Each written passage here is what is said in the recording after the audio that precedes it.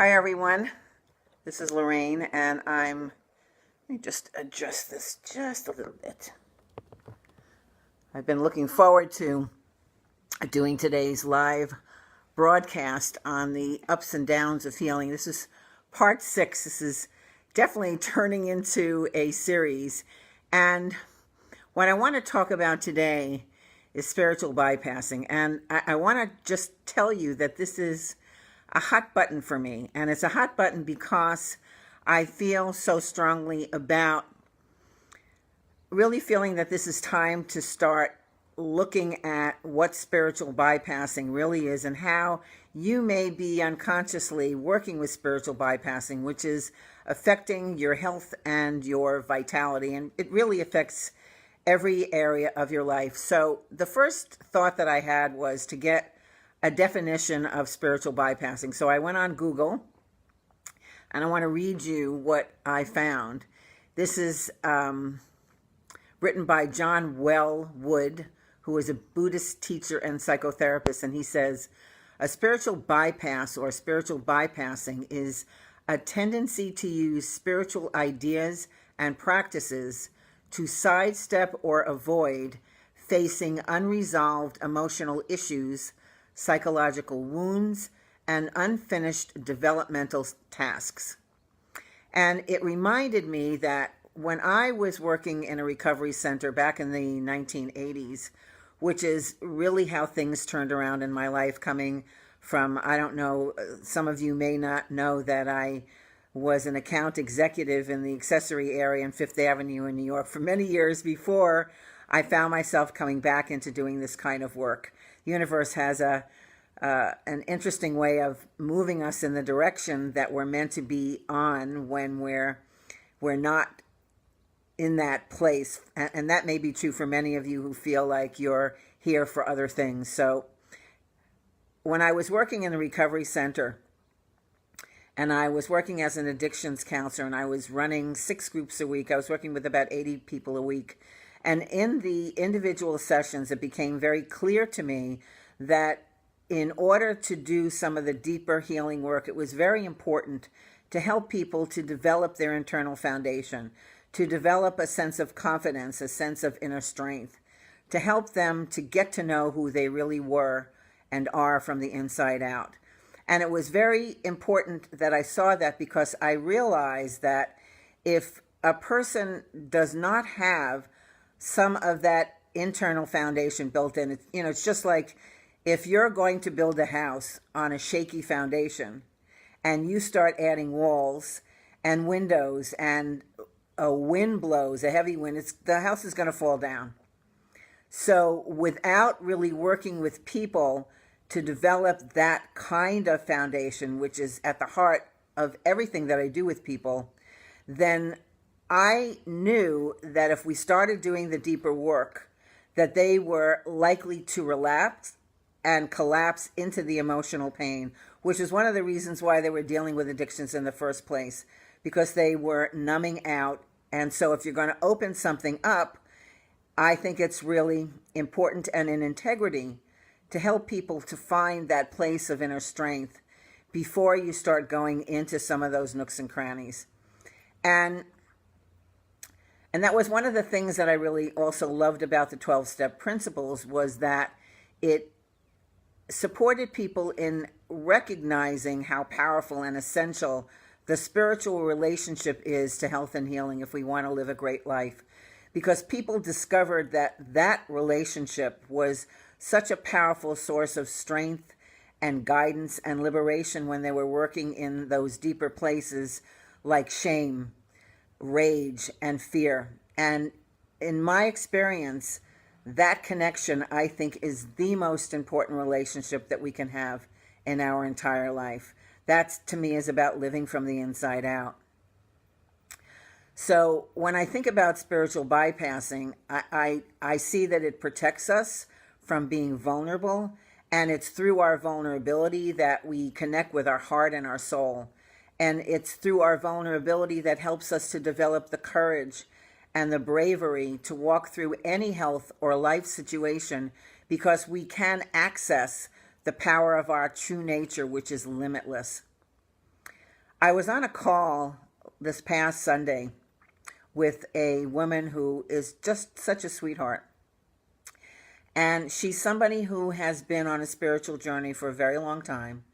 And she was sharing her discomfort, her fears, her worries about her daughter who was dealing with a health situation that it looked like it might turn into cancer. And one of the things that she said has been so powerful in her life is that when she's working through different kinds of situations, she says, I'm going to just turn this over to the universe.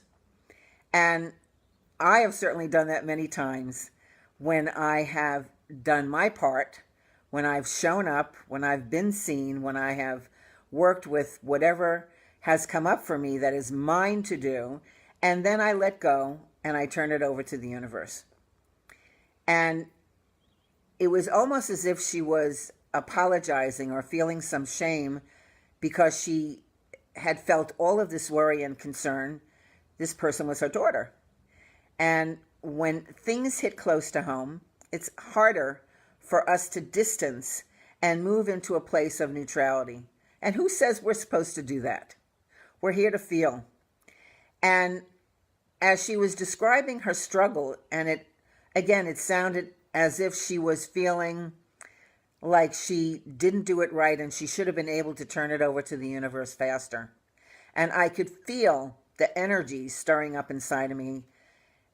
And I was in an environment that there was the opportunity to voice and to respond to people. And of course, I always have something to say.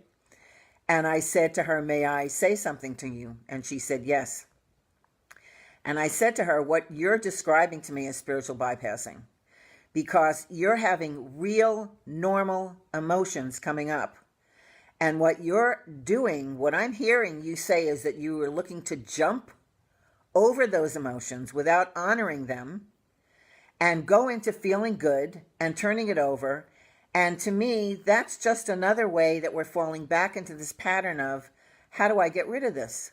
How do I let go of these, what I am calling, when I'm labeling these darker emotions, these unwanted emotions, and just go into this feel-good place of happy, happy, la, la, la, and go sit on a mountain and sing Kumbaya.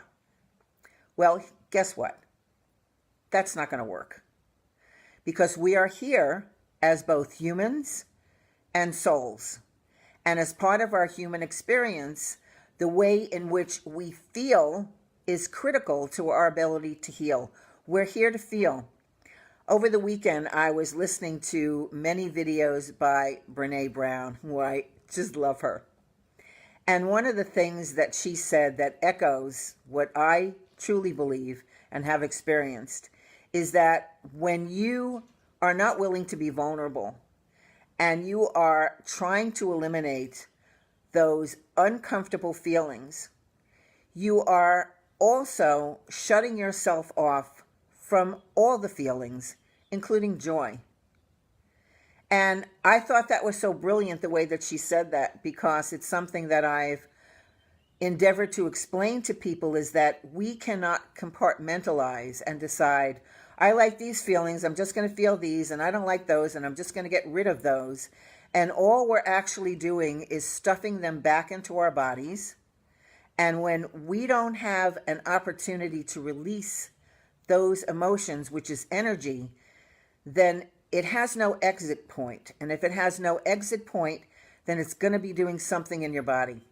It's also going to be blocking things in your life, like your healing, because we're not letting that healing reach us, because we've literally put up our hands and said, I'm not open. If you're not willing to feel everything, then you're shutting yourself off from everything. Now, I want to say something else about that. I know that sometimes people are not in a space, or they don't have the capacity, or they don't have the strength to go into some of those really deep places. We don't get to them right away. It's kind of like an onion peel, where we deal with some of the pieces that we're ready to deal with, and we can go deeper and deeper and deeper, or we can choose to stop. There's no rules in the journey. I have found that many times people will come to me and say, I thought I was done with that. And I laugh. I know a few people who have worked very consciously for many years and they've really cleared most of their stuff. I don't know if they still have some stuff left. And there are also times when things that we're feeling isn't ours. So good question to ask is this mine? And if it's not yours, that's something that you can release. And if it is yours, it's about rolling up your sleeves and being willing to go where you don't want to go. A couple of weeks ago, it was part 5, why you have to feel it to heal it. And what I continue to find and see so many people talking about, like Joe Dispenza and Greg Braden, talk about how emotions open up the heart. We know this, that we feel in our heart. We don't feel in our head. Our head is not a feeling organ. And when we open our heart and allow our emotions, we're actually opening the gateway to health, to wisdom, to intuition, to the field of possibilities. This morning I was doing a little bit of research because I always like to do a little preparation when I talk about things. And I found this particular writing that I thought was wonderful that I want to share with you. And it says, when the overreaching goal of modern spirituality is to bypass our humanity, to focus only on the love and light without getting down and dirty, this is escapism. And this is spirituality without a soul.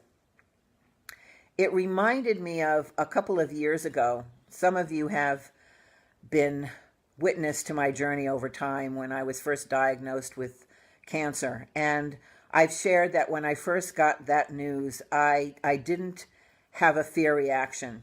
And one of the reasons why I believe I was so calm was because of the foundation I have inside and the connection and trust I have with my guidance. That's not to say that a cancer journey isn't uncomfortable, because it pushes a lot of buttons, and there were definitely emotions that came up as part of my healing process, because I truly believe that at the genesis of any illness or any challenge in life is an emotional and a mental component.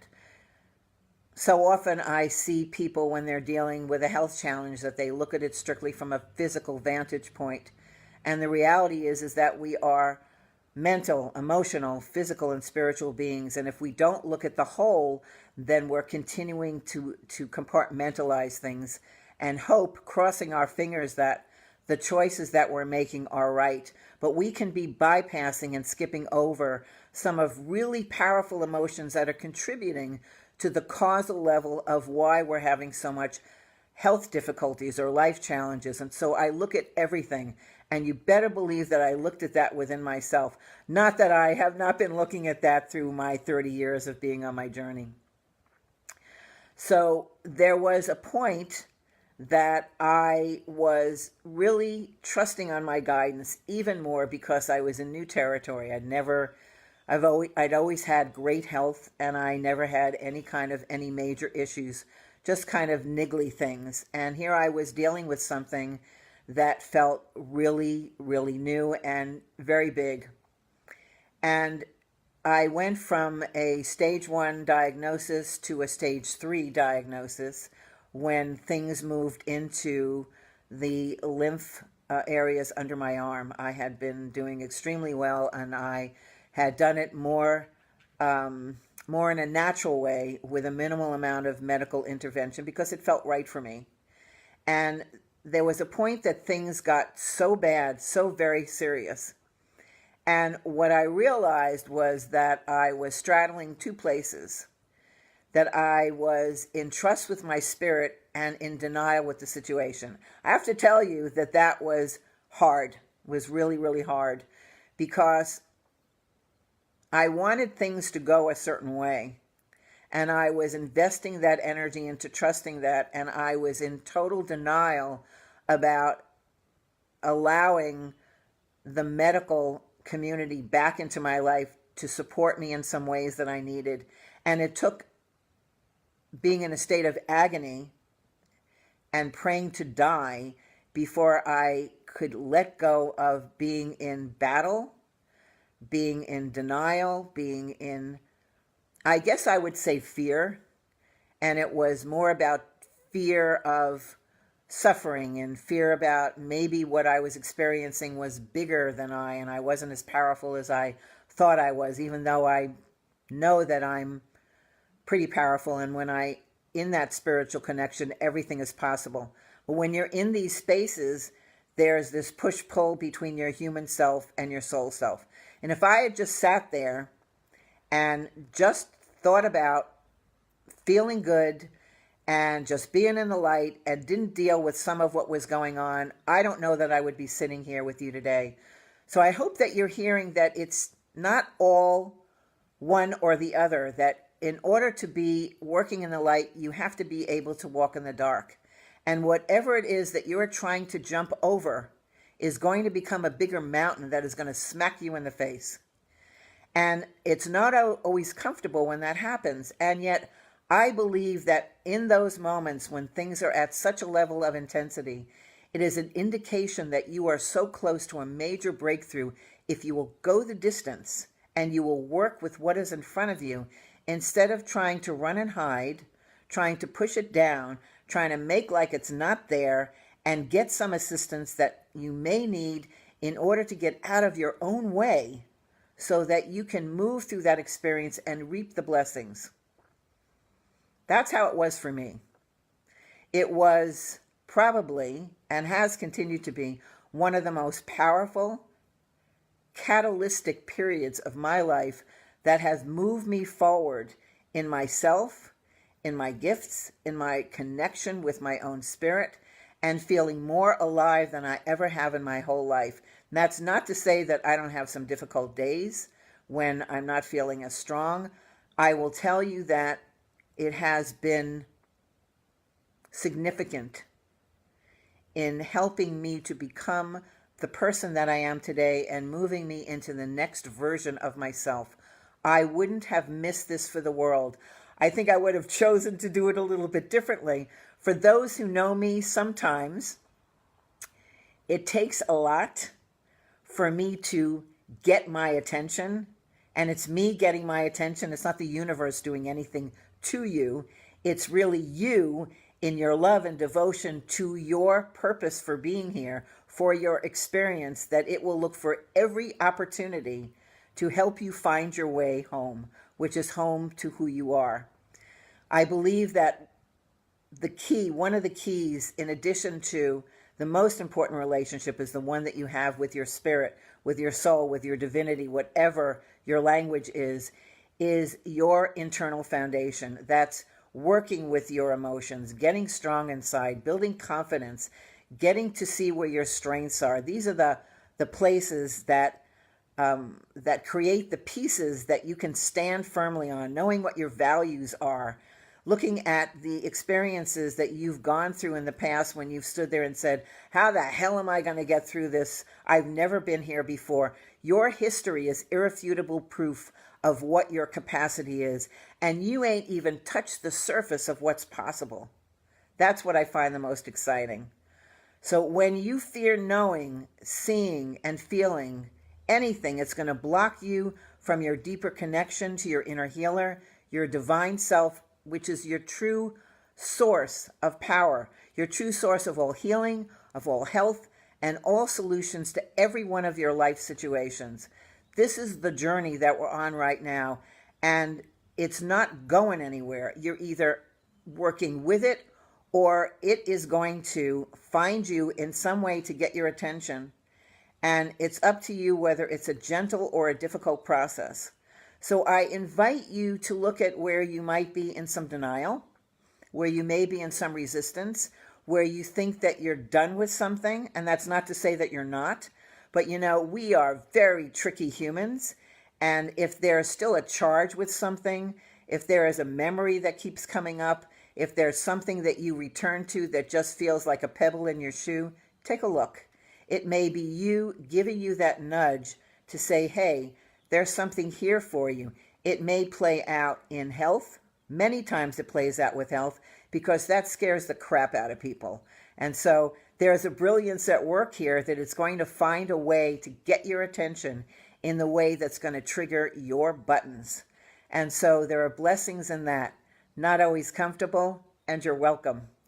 Thank you so much for joining me, and I will see what the next installment is. If you have any ideas about what you'd like me to talk about that relates to the ups and downs of feelings, I'm open to listen. Thank you so much for joining me today, and I send you lots of love. Take care. Be well.